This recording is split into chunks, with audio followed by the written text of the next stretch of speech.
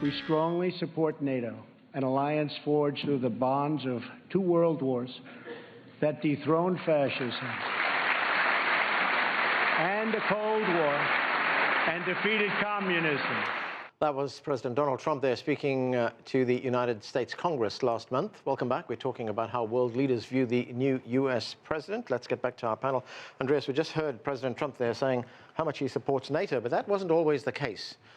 He said at one time that NATO was obsolete. Then, of course, Secretary of State Tillerson attended that Munich Security Conference and said, no, the United States is 100% behind NATO.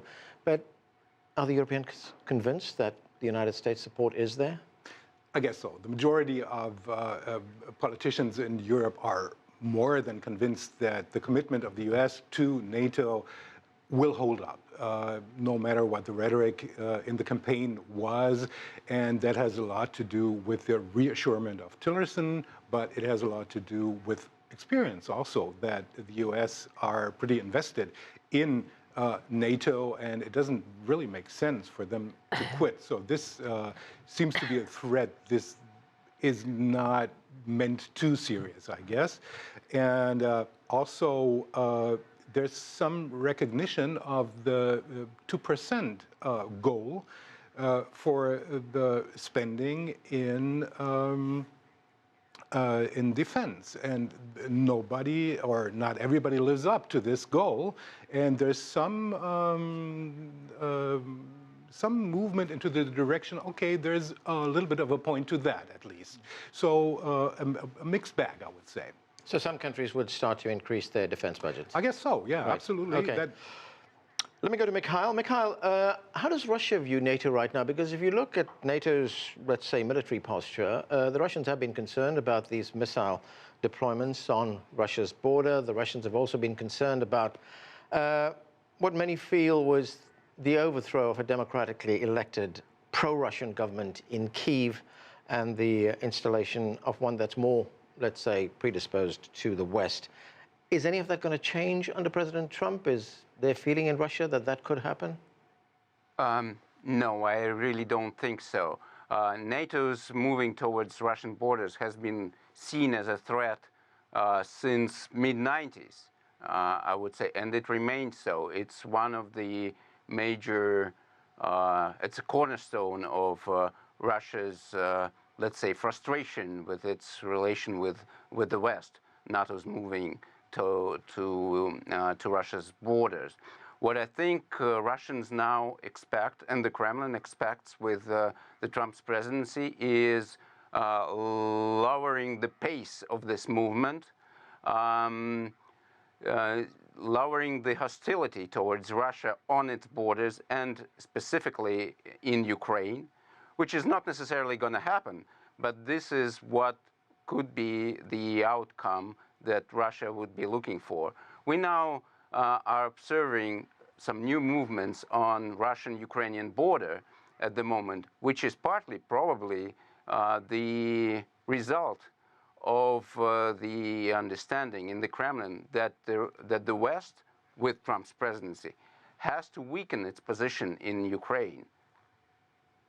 Raghida, you mentioned a moment ago President Trump's relationship and policies towards Israel. Now, he has voiced very strong support for Israel. In fact, during the election campaign, he was talking about moving the United States Embassy from Tel Aviv to Jerusalem. And he's also floated this idea that there might be an alternative to what has long been U.S. policy, the two-state solution. He is proposing something not very specific right now, but there could be another solution, he says, might be a one-state solution. But when it comes, when the Arab world hears things like that, and you know the Financial Times told us that the Arab world is already wary of Trump, how will the Arab world in general and the Palestinians in particular respond to this? Well, okay, you got to give me a couple of minutes to split this, because it's the Arab world is a big word. Right. And that they are, worried about Trump is a very big assumption, because in the last couple of days, there has been a major reset in the relationship between Saudi Arabia and the United States. But remind me to get back to that, if you don't mind, because I want to answer your question on the Palestinians and the Israelis. Yes, the Israelis were comfortable. Mr. Netanyahu was comfortable in the beginning and with the promises of President Trump.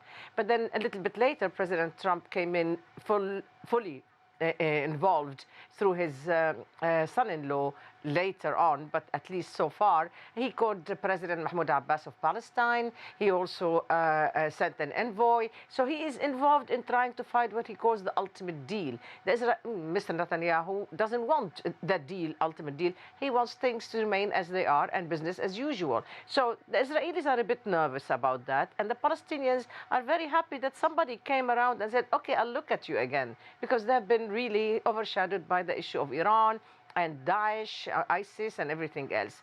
Now, if you want me to go on to the other reset that I spoke about, and this will also tie into the Palestinian-Israeli thing, the reset that has happened with Egypt is important, and the reset that has happened with Saudi Arabia through the very important visit of the Crown Prince, the Deputy Crown Prince of Saudi Arabia, Prince Mohammed bin Salman, that has had multiple layers. One of them is the Arab support that Mr. Trump needs for his initiative on the Israeli-Palestinian issue. But the other things are very important on the bilateral level, whether it is security cooperation, investments, the very important bilateral relations between these two important countries, to take it back to what it used to be before Mr. Obama changed it. Tian Wei, I'm going to get back to you and ask you a sort of broad question about how Trump is seen. You know, at the end of the two sessions meetings in Beijing, the Premier of China, Li Keqiang, said that, yes, there are differences between China and the United States, but these differences can be resolved through dialogue and diplomacy. Is there a feeling in China that, despite the fact that these two countries may differ on certain issues, that Trump is a guy, maybe, that they can do business with? The can-do business phrase is an interesting one. I guess it comes from the fact that Mr. Trump originally was a business person. But of course, once he gets into the White House, he's having different kinds of responsibilities. However, having said that, though, China has always believed that there has to be collaborative and cooperative relations between China and the United States. After all, it's the world's two largest economies. What else can you do if you don't cooperate with one another? What would that mean for the rest of the world? The rest of the world wants the two countries to work together for something good for the world.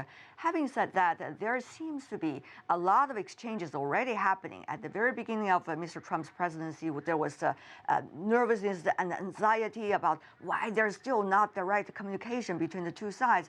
And then later we see President Trump's daughter and granddaughter coming to the Chinese embassy, participating in the New Year celebration, and then a lot of other things happen. For example, Chinese Foreign Minister meeting with Secretary of State Mr. Tillerson and Secretary and the State Councilor Yang Jiechi also coming to the United States. And of course, the most important thing is the phone call between the two presidents, and they already set some specific principle over there. And the attitude from that specific phone call certainly have suggested dialogue is the most important thing, with Mr. Tillerson as the Secretary of State coming into East Asia, Northeast Asia. He's visiting 3 countries, and I want everybody to pay attention to that. That was exactly the approach when Secretary Clinton was visiting China, visiting the Northeast Asia for the very first time in her Secretary of State role. So I think this is an interesting balance the U.S. has to keep, and China is watching very closely.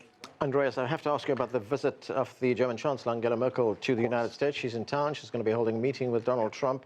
She is one of the most experienced international leaders right now, because if you look around the world, Barack Obama's gone, David Cameron's gone, Francois Hollande is on his way out. So in many respects, she's the doyenne of international world leaders right now. What is the message she's going to bring, not just from Germany, but from Europe to Donald Trump? Well, I think she'll have to fight this assumption that she's the leader, so-called leader of the free world. A lot of liberals in this country made this assumption after the election of Donald Trump. So, and this is definitely something she's not comfortable with, because she's a PhD physician. She's pragmatic, and this is also leads to the message that she's going to deliver, because she will say, look, we have very, very close ties between Germany and the U.S., and even if Donald Trump's suggestion is that Germany is in trade the enemy because of the gigantic surplus she's going to answer, most definitely, that, okay, Germany is invested in the United States with factories, with 600, 700,000 jobs. And please also look at the quality of the goods that come in from Germany to the US and then make a new judgment. So this will be one thing on trade. And I think he wants to know from her how to deal with Russia, because she's an expert in that too. Right. She speaks Russian. She, as we all know, grew up. And she knows Putin very well. She knows Putin. She speaks Russian, and he speaks German, and so forth. So she's the expert on Russia. So she has something to offer too, and not only to obey to all the assumptions that Trump formulated during the campaign and his early presidency. So I guess that she'll come as a strong negotiator, but as a deeply pragmatic negotiator. Okay. We are going to have to leave it there. Thanks to all of you, Tian Wei in Beijing, Mikhail Fishman in Moscow, Raghida Dergham in New York, and Andreas Horchler here with me in the studio. Thanks to all of you.